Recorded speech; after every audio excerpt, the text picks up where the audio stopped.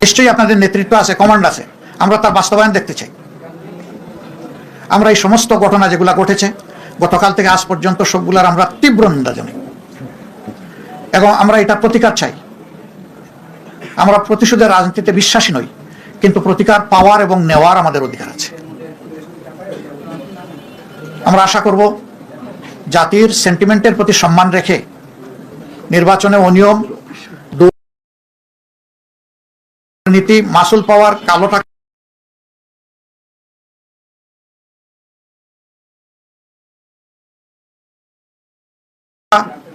যাই হয়েছে এটা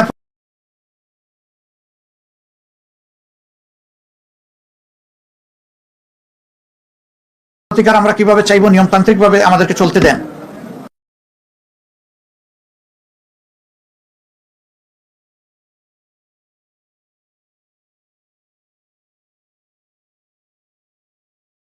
ঋণ খেলাফি তাদেরকে ঋণের এই দায় থাকা সত্ত্বেও তাদেরকে নির্বাচনে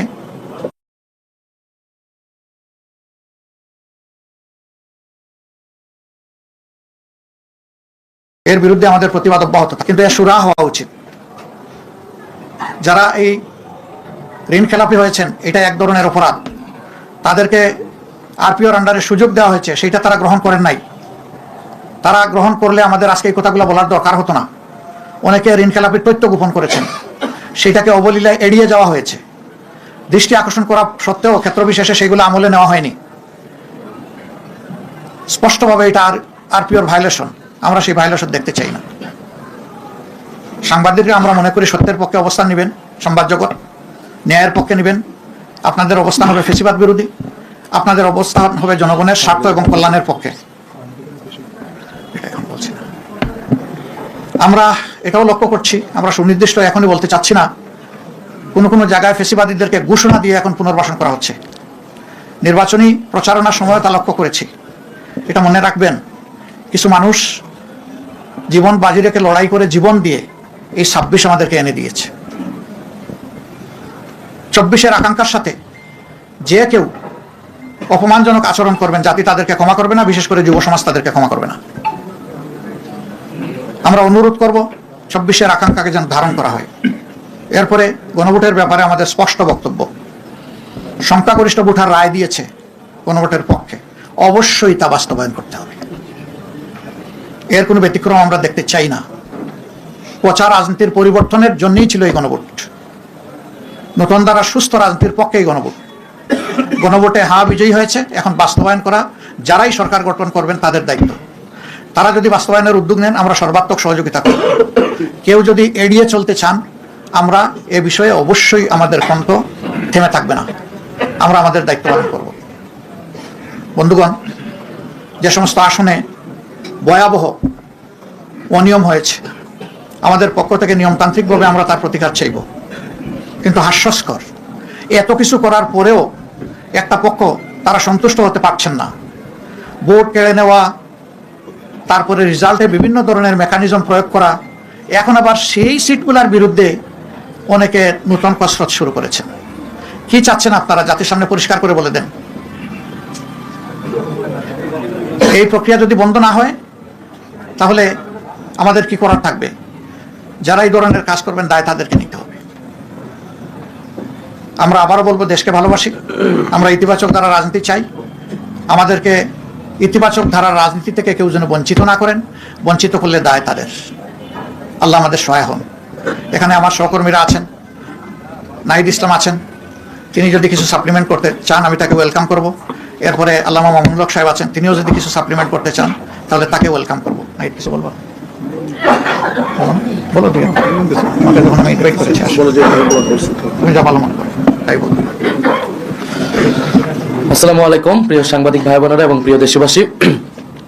11 দলের পক্ষ থেকে আমরা এই নির্বাচন নিয়ে আমাদের অবস্থান অলরেডি ব্যক্ত করেছেন 11 দলের অন্যতম দল, প্রধান দল জামাত ইসলামী সংগ্রামী আমির ডক্টর শফিকুর রহমান। আমাদের অবস্থান খুবই সুস্পষ্ট।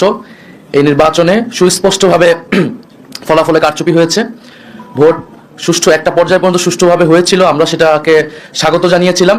কিন্তু ফলাফল যখন ঘোষণা করার সময় হয়েছে, ওই সময়টাতে স্পেসিফিক অনেকগুলো আসনকে টার্গেট করে আপনারা দেখেছেন বাংলাদেশ খেলাফত মজলিসের আমির আল্লামা মামুনুল হক ঢাকা 13 সেই আসন, ঢাকা 8 আসন, বাংলাদেশ জামাত ইসলামী সেক্রেটারি জেনারেল আসন, এরকম স্পেসিফিক কয়েকটা আসনকে টার্গেট করে সেটার ফলাফল পরিবর্তন করে দেওয়া হয়েছে। কেন্দ্রগুলোকে দখল করে সেই কেন্দ্রে জোর করে প্রশাসনকে ব্যবহার করে সেই ফলাফল পরিবর্তন করা হয়েছে। এখন যেই প্ল্যানের কথা আমরা শুনেছি, আমরা সেই প্ল্যানের একটা বাস্তবায়ন বা সেই প্ল্যানের একটা স্বরূপ কিন্তু এই নির্বাচনে আমরা দেখতে পাচ্ছি। এবং এই ধরনের ফলাফল কারচুপি করে যারা পুরনো আমলে আওয়ামী লীগ যেইভাবে নির্বাচন করেছে সেই ধরনের প্রচেষ্টা আমরা যাদের ভিতরে দেখতে পাচ্ছি, তারা কিভাবে রাষ্ট্র পরিচালনা করবে, কিরকম দেশ পরিচালনা করবে সেটা নিয়ে জনগণের মধ্যে প্রশ্ন এসেছে। এবং নির্বাচনের পরদিনই যারা তাদের প্রতিদ্বন্দ্বীদের উপরে হামলা, সারা দেশে নির্বিচারে বাড়িঘরে হামলা, আগুন লাগানো, হুমকি এবং এলাকা ছাড়া করতেছে, তাদের কাছে এই দেশের জনগণ, এই দেশের মানুষ কিভাবে নিরাপদ থাকবে সেটা নিয়ে প্রশ্ন এসেছে। এবং সেটার জন্য আমরা 11 দল কিন্তু ঐক্যবদ্ধ হয়েছি।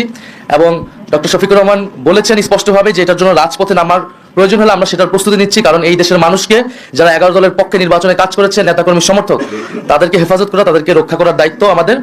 আরেকটি কথা আমি বলতে চাই, আমরা জনগণকে অভিবাদন জানাই যে জনগণ এত প্রতিকূলতার মধ্যেও 11 দলের পক্ষে ভোট দিয়েছেন, 11 দলের পক্ষে বিজয়ী হয়েছেন। অনেকেই অনেক কারচুপি করে তাদের বিজয় আটকানো যায়নি। আপনারা দেখবেন যে গণভোটে কত পার্সেন্ট ভোট পড়েছে, 60% ভোট পড়েছে, 60+ ভোট পড়েছে। এই নির্বাচনে কিন্তু সুস্পষ্ট দুইটা পক্ষ ছিল, একটা সংস্কারের পক্ষ, পরিবর্তনের পক্ষ, যারা সংস্কার চায়, গণতন্ত্র চায়, চাঁদাবাজি বন্ধ করতে চায়, দুর্নীতি লুটপাটের বন্ধ করতে চায়, বিচার এবং সংস্কার চায়, আধিপত্য তো বিরোধিতা চায়। আরেকটি পক্ষ যারা পুরনো বন্দোবস্ত, পুরনো রাজনীতিকে প্রতিনিধিত্ব করেছে, যারা 72-এর সংবিধানকে চেয়েছে, যারা পুরনো যত ধরনের রাজনীতি আছে, যারা ঋণ খেলাপিদেরকে প্রশ্রয় দিয়েছে, যারা লুটপাট দুর্নীতি সেই একই রাজনীতি করতে চায়। ফলে জনগণ ব্যাপকভাবে যেই 60%-এরও বেশি, 60+ সংস্কারের পক্ষে তারা ভোট দিয়েছে, সেই একই জনগণ কিন্তু 11 দলের পক্ষেও ভোট দিয়েছে। কিন্তু শেষ মুহূর্তে এই 10%-এর মতো ভোট কিন্তু কারচুপি করা হয়েছে, ফলাফলে কারচুপি করা হয়েছে। না হলে এই পুরো ভোটটাই 11 দলের পক্ষেই আসতো।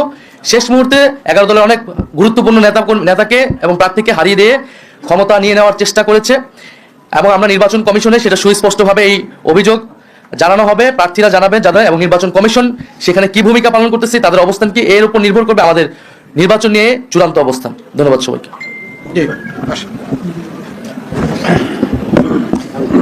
জি, আসসালামু আলাইকুম ওয়া রাহমাতুল্লাহ। আমরা